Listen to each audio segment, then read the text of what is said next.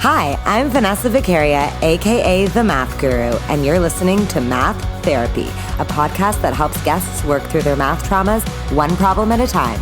Whether you think you're a math person or not, you're about to find out that math people don't actually exist. But the scars that math class left on many of us definitely do. And don't worry, no calculators or actual math were involved in the making of this podcast. Hi guys, welcome to this week's episode of Math Therapy. Today we're talking to Kimberley McLeod, a registered social worker and therapist. She was actually my therapist a few years ago, so I can vouch for how awesome she is. She mainly focuses on helping women of all ages process their concerns in a way that allows them to move forward in a healthier, happier way, leaving them feeling empowered and good about themselves on a core level, which is so important. Today we talk about the link between depression and feeling stupid in math class, the difficulty of growing up in a household where like every single male figure seems to be a math genius, and the juiciest part, we uncover Kimberley's own math trauma and try to help her overcome it. So juicy. Okay, let's do this.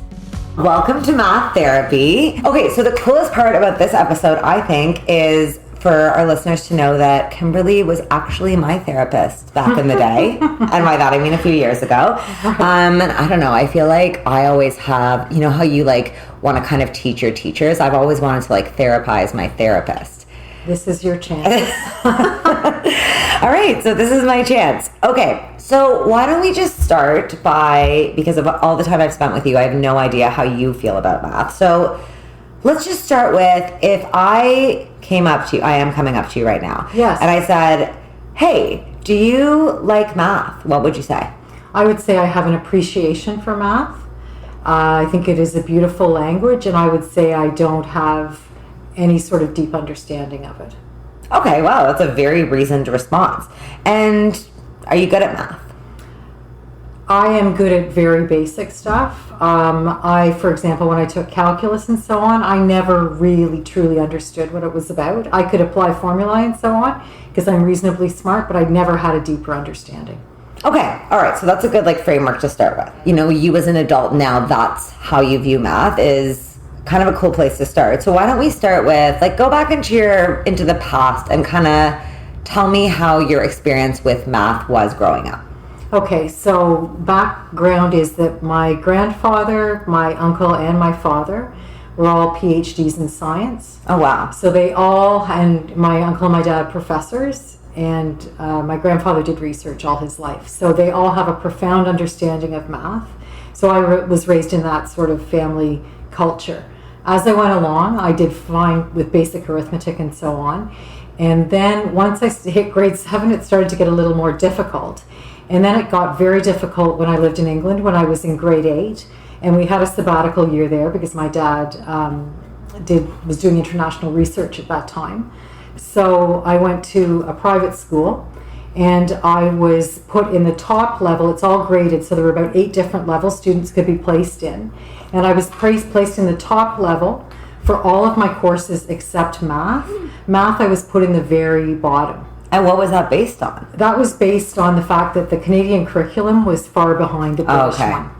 But it was a really interesting experience because I was in the very top with all the sort of elite students, very good students, for most of my classes. Then this one class with, in quotes, the people who were considered dumb. And it really influenced how I saw myself and how these kids were viewed in relation to the smarter kids. So it was quite an experience. So so just being in that, like, let's say dumb class, were you, like, is it something that you were like acutely aware of? Did people say things to you? Did your parents say anything? Like, what was how did it affect you, do you think? Okay, well, my parents said nothing about it because I was just placed there because of where the Canadian system was versus the British. But yes, when I was in there, I mean, think about kids in grade 7, 8, it's sort of, and I know as a therapist, can be the most difficult time in people's lives often. Mm-hmm. And so I really struggled with kids giving me a hard time about being in that. And these kids really were considered dumb. And so the other kids I was hanging out with who were sort of the smarter ones would kind of tease me about it. Yeah. And what happened after that year? Because then you ended up coming back here, right? So we came back here, And my parents, we lived in North York, but my parents wanted me in a more academically focused school, so I went to North Toronto. And so did I. Yeah. And so in grade 9, I was now ahead in math because of what I'd learned in England, despite the fact I was in the lowest level there. Okay. So grade 9 was pretty easy for me. Grade 10 was pretty easy. Grade 11 was fine. I was a sort of slightly above average student. And then when I hit, so grade 13 was where it got really difficult because I was in calculus and functions and I never really understood it. So I worked hard. My dad helped me, but I think I had a 75 in those classes. And then by the time the university, that was university marks, by the time I actually, the final marks went in, they both dropped to like a 65. And was that, like, I mean, you say you were working hard. Mm-hmm. So let's back up a bit to like, so you come back from England where you were in this like dumb math class and all of a sudden you're at the same level as everyone else. Mm-hmm. Did you feel any sort of shift in your confidence, or were you kind of like, whatever, this is not even... No, I did. I did feel a shift in my confidence. I felt a lot better about myself. I was also ahead in French and I think history as well. So I felt smart. So why do you think when things got to grade 13 that they got hard for you? Because I think it became sort of more theoretical and just more complex concepts. And I never got a full grasp on it. Mm-hmm. Because I was taking, it was not a semester school, I was taking 8 courses at once and just trying to work it all in together. I was much more interested in English, French, all those sorts of things. So I didn't put as much effort in and it wasn't fun for me. Mm-hmm. So, I mean, it's interesting because, like, I just talking to you about this now, like, this seems like you seem very measured about it, right? Mm-hmm. Like, it just seems like a very logical approach, which is totally fine. Like, it wasn't really that fun. You didn't really work that hard. Cool, whatever, not a big deal. You don't really seem to have an emotional response to math. No. But when we had talked before, you had mentioned that math was seen a certain way, like, in your family. Like, can you say a bit about that? Yeah. So in my family, science and math were considered to be the more important, more intellectually challenging directions to go in. My brother actually is an engineer, so he was very much inclined that way. So there was just, my father talked a lot about how arts professors didn't work as hard as science professors, so there was just a certain almost stigma attached to the arts. And I did actually, where I did get emotional about math was in grade 7. I forgot to mention this. I was learning algebra and my dad was trying to teach me and I could not for the life of me figure it out. And so my dad and I are quite similar and we really butt heads around that. So it wasn't just the math that was difficult. It spilled over into the relationship I had with my dad. And I can now see as an adult how frustrating it was for him that he's a teacher by training and he couldn't teach his own daughter how to do it. I just literally could not wrap my head around it. Mm-hmm. Yeah. And did you ever feel like that was disappointing on like a greater level? Like, were you ever like, oh my God, my parents think that math and science are the most important things and like I can't do it or I can't understand it? Yes, I really did feel that way with my father and his side of the family. It was never intentional on his part, but I did really feel that. And also because my brother excelled in those courses and really didn't, to my way of thinking, have to work very hard at it. From my mom's point of view, I got absolutely no pressure that way. So she kind of balanced things out for me, I would say. So do you think, I mean, eventually you ended up going into psychology, right? Like, I didn't actually. My undergraduate degree was at York University, and I didn't know what I wanted to do out of grade 13, and guidance departments did not work the way they do now, so I didn't know what to do, so I went into a business area, and I did a degree in public policy, so I actually had to take some math in my undergraduate degree, and actually the statistics I really liked because it was applicable. I could understand it, it made sense to me. So I did that degree, but then soon realized I'm much more of a people person. I will finish this degree because that's what we do in my family. But then I went on and applied to do a Master's of Social Work. And in the meantime, in my undergrad years, did a lot of volunteer work and so on. So really started to put my energy into that area. Okay. Yeah. And did you ever feel like, you know, all along this kind of like journey with math, like, did you ever feel like it was something you couldn't do? Or were you sort of like, well, I'm not working that hard at it and that's kind of my choice? I think it was one of those classic cases where I didn't put that much work into it, because had I put a lot of work into it, I would have realized that I was kind of dumb. I would have thought I was dumb. So by not applying myself completely, I never had to really test that. Right. Okay. See what I'm saying? Yeah, that's a big one. So now, how do you feel now looking back on that? Like, do you feel that's true, or do you feel like... I do feel that I am not really wired that way, which you might disagree with, but I really don't feel like you could see my face right now. I don't feel like I would have been very good at it. And why? Because my mind, you see, I'm probably saying all the wrong things. No, there's no wrong. My mind does not, I'm very logical in some ways, like around people, and very intuitive and so on, but I don't feel that I'm not a really good problem solver in certain ways, if that makes any sense. Well, so like it makes sense what you're saying, but when I'm listening to the actual facts, it sounds like you did great in math, and then you decided you didn't really like it and you stopped working at it because you were scared if you worked at it, you'd be bad at it, and then you didn't get great marks. Yeah. But nothing along the line here as you saying, I tried really hard and I couldn't do it. No, I think that the single biggest thing that happened to me was back in grade 7, probably. Yeah, when my dad and I got into it about and I really couldn't understand it, and then the experience in grade 8. But then, things did pick up, and I suppose had I had a service like yours, and I really mean this, where I was really, talked to and given confidence and boosted, I probably actually could have done well, because I have perfectly high intelligence. Right? I probably could have, yeah. Okay, because that's kind maybe that's more reasonable. Well, yeah, and I'm really glad you're saying that, because that is, I think, a lot of adults carry with them, let's say, a moment like that. Like, I find, like, honestly, often, like, the whole math therapy came about because often when I speak to adults, they can remember acutely this one time. Yeah. But it's so funny because that one time was so long ago, and you've rebounded from that time and then did well. Like, you obviously eventually understood algebra.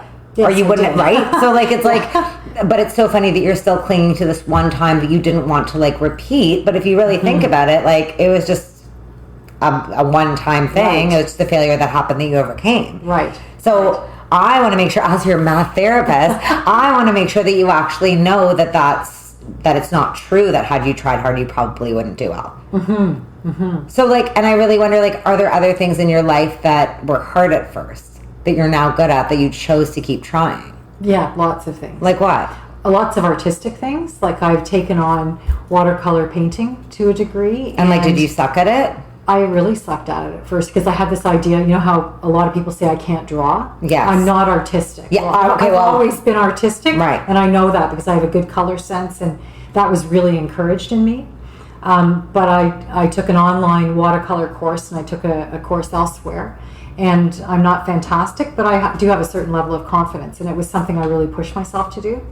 Yeah. So that's so interesting, because why would you push yourself to do that? Aside from the fact that maybe you enjoyed it and was fun. Mm-hmm. It's because I did interview someone else a while ago when I was on Unladylike, and we were talking about how she really, she decided she wanted to learn piano. And she was right away told that she had a real innate skill for music, mm-hmm. right? And that kind of made her want to do it even more. Right. So I wonder if that was part of you being like, well, I'm not good at this one thing, but I know that I'm artistic. Exactly. So I'm going to keep trying. Well, and it fits into my world of therapy, with cognitive behavior therapy, right? So how you think determines how you feel and how you behave. So because I was giving myself these messages, I didn't do as well as I could have done. If I had someone encouraging me and helping me to think differently, mm-hmm. then I probably could have done just fine.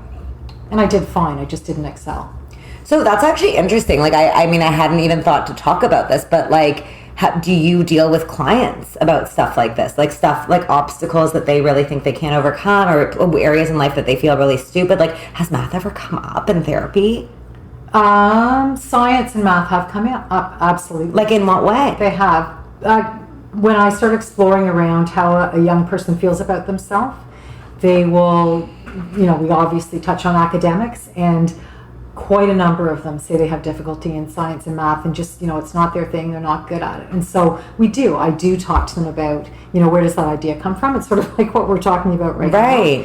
Right. And what I ask them to do is to notice when they're talking to themselves that way, right? Just to notice when they're putting themselves down, and to sort of question it, and try and reframe it. And have you changed anyone's minds? I've certainly seen kids where their marks have gone up, absolutely, right? But it tends, it's a thread that runs through their whole life. So it's all about developing confidence in yourself in all sorts of different ways, one of them being in academics. Well, so just kind of furthering this whole thought process, who we are really and the way we kind of enter the world is all based on our views of ourselves, right? And our self-worth and the way we talk to ourselves. Yep. And I find that something like this seems kind of trivial, okay, who cares about math, right? Why are we focusing on this one thing? But you're kind of highlighting that point that, let's say you're telling yourself you're stupid in any way, right? Or you're incapable of something in any way. Math, I always say math is just a medium to really be building confidence, right? And this idea that you can do anything. And so many kids and adults, right, go through the world telling themselves that they are not good at this one thing, right? So I think there is really a lot of power in whether it's math or it's relationships or whatever it is that you're trying to pep talk someone on, or being stop talking to yourself negatively about this thing, that could be the kind of key that turns the way that you approach your life and the possibilities in it. Right. So I think that's really, really interesting that you do find yourself I'm sure people aren't coming to you for therapy about math, but they will come to me for therapy around academic performance or around, anxiety, right? Related to writing tests and not performing the way they could. And very often those classes are, now that I think about it, science and math. So why do you think that is? It's a really interesting question. I think I work with a disproportionate number of young women, and I think culturally we are taught, years ago, that girls aren't as good at those sorts of things. I know that's a big thing for you, and it's wrong, but it is just very much out there.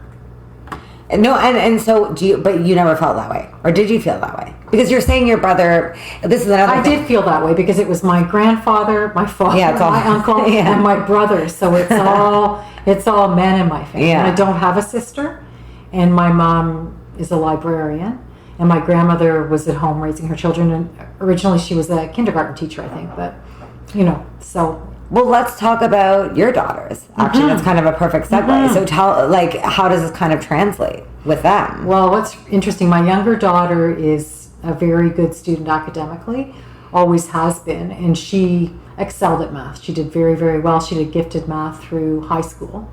My older daughter had a difficult relationship with math. She had a hard time understanding it when she was small, and her father coached her and worked with her very patiently, and so she got by, but not really, really well. She needed a math credit in order to get into the university program she went into, so we got her a tutor and all sorts of things. Anyway, she did fine, not really well, but what's interesting is when she got into university, she did a bunch of science classes and had to use math and did fine, did really quite well. But to this day, she and my father will have conversation about how she says, I'm not very good at math, and he'll say, what makes you say that? So it carries on. And what makes her say that? What does she say? Because she had a hard time. She holds on to when she was younger, right? When she was sort of up until grade 9. It just didn't click for her. So, but now she's fine and she's doing math and whatever. Yeah, she's doing as much as she needs to do. And she will be a dietitian, so she's done an internship here, and she had to do the calculations for feeding tubes, people in ICU, that sort of thing. So she has to use its practical math, but you can't mess it up. So did you feel like you talked to your daughters about your relationship with math? Did that come up? Do you know what? Not a whole lot. It really didn't. And in retrospect, I could have said more to them. Their dad took it on and dealt with it very well with them. So I just sort of stayed on the sidelines and helped them with more the artsy kinds of things. Interesting. I do wish that I did have a better understanding of it, because my brother always says it's the most beautiful language. And what does that mean to have a better? Because I know, well, it means being able to do theoretical mathematics. Because my grandfather, in his retirement, took on a whole bunch of profound math problems Okay. and worked away at them and wrote papers about them. And he got so much joy from that process that I developed a real appreciation for it and wished that I could get that kind of pleasure, because I feel like I've missed out on something. That's the other piece here, is I think that we have areas that we naturally gravitate towards. So you have one life to live and you can't do everything. Right. So I would rather put my energy into artistic things in the work I do. So that's the thing, right? Like, I mean, because it kind of sounds like, really, if you think about it, and not to put words in your mouth, but you're like, I guess if I tried really hard, I mean, why couldn't I have done well? Yes. Right? I'm super smart. And I mean, I think that about a ton of things. Like, I'm like, I mean, there's only so much time there is on the planet. Mm-hmm. But like, sure, there are tons of things that seem really, really cool to do that, like, maybe if I really wanted to be like a pro basketball player, like, I could train really hard. Yeah. But, I mean, that would take a lot of time, and, like, I don't really want to, you know, like, that kind of vibe. Mm-hmm. So, when you were saying, like, I really wish I knew more about math, like, I think one thing to think about is, like, how much do you really wish that?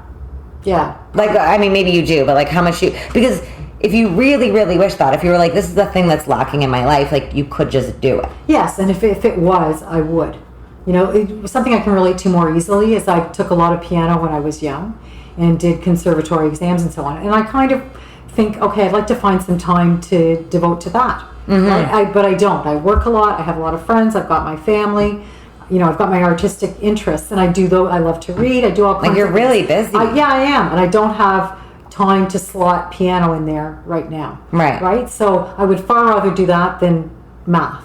Right. Just because it's my interest, right? Yeah. But yes, I agree with you. If I really wanted to do math and I had a really strong interest, I could pursue it. Okay. All right. So we're going to go to the 2 questions that I ask everyone on this podcast. And then I'm going to give you your prescription. Mm-hmm. As a therapist, you've prescribed me a lot of things. And now it's my turn. Okay. So my first question is, what would you say to someone? Well, you probably actually have to do this all the time. Probably. Okay. What would you say to someone who thinks and is convinced that they're not a math person? Well, what I would do first is I would explore where that idea comes from, right? I would want to know the Oh my God, this is such a therapist answer. Yeah, I would want to understand where that messaging came from and so on, and really, really slow it down and pull that apart and understand. And then I would have a whole lot of questions about, why are you making this assumption? Why are you making that assumption? Why do you see yourself that way? And I would just do a lot of historical work, I think. Is this part of CBT? Yeah. Is it? Yeah. Can you tell? Actually, this is just interesting. Yeah. So this would like rewire their brain into thinking something different? Like, what's the... Yes, because what you would do is it's actually very mathematical. You would have them, you would write down how they feel about it, and then they would look at it, what supports that thought, what doesn't support that thought, and how do I find a balanced way to look at that that's realistic. So right? That is what I do with my students. Yeah. But because of you, I always make them, when they're like, I'm going to fail this test, I'm like, I need you to make a list of things that support that and a list of things that don't. That's exactly what it is. Well, you taught me that. Oh, so there you go. Okay. Question number 2. If you could change one thing about the way you had been taught math, what would that be? Oh, that's easy. I would make it much more practical right from the very start, or applicable. I would relate it to playgrounds as a little kid, or to, I don't know, doing a social work degree, or I'm not sure, but I would relate it to something practical, because as soon as I got into statistics, some of the concepts were actually quite difficult, but it grabbed me because it applied to the real world. Okay, that's great. Yeah. So, final part of math therapy is that I'm going to prescribe you something. Good. So, I think I know what it's going to be. So, you mentioned that you wish you knew more about math, but you don't have a ton of time to, like, all of a sudden go do a math degree and, like, learn all this crazy theory. But one of the things it sounds like you struggle with is you're not 100% certain that you could, like, master the theoretical side of math. Like, you didn't really, really work at it, but you kind of didn't because you were scared you wouldn't be able to do it. But you kind of want to see the beauty in math that, like, all these quote-unquote math people see. Yes. So I'm going to assign you one concept. I haven't decided what it's going to be yet, but I'm going to assign you one concept that you are going to learn the theory behind. Like something really cool. Like maybe like how Pythagorean theorem like even works and why it was invented. Like Great. It won't take more than like half an hour. Okay. And you're going to learn it. Okay. And then we'll follow up with you. Okay. Great. Okay, amazing. I love it. Well, thank you so much for being a part of the podcast. Thank you for having me. And thanks for the years of therapy. Anytime. Well, you heard it here first, guys. Even therapists carry their math traumas into adulthood. So if you're like a grown-up that's listening to this right now being like, oh my God, this totally sounds like me, you are not alone and you can totally do something about it like right this second. And if you want to get therapy from the amazing Kimberly herself, she works at Leaside Therapy Center and we'll provide the link in our show notes, which you can find at themathguru.ca/maththerapy. That's also where we'll be posting her prescription, the one in which she shares her discovery of what the fuck the Pythagorean theorem is even about. Remember to follow us on all social media at The Math Guru for more math therapy. That's where we're posting extra episode-related content every single week. And of course, a reminder that Math Therapy is hosted by moi, Vanessa Vicaria, produced by Sabina Wex, and edited by David Kochberg. And, of course, our theme song is Waves by Goodnight Sunrise, which we all know by this point is my own band. And guys, if you know someone who needs math therapy or just needs to hear someone else getting math therapy, please share this podcast and write a quick review on iTunes. Those two things actually make such a big difference. I'm determined to change the culture surrounding math, and I seriously need your help. So spread the word. That's all for this week. Stay tuned for our next episode out next Thursday! Okay, cool. Sorry, that was really extra.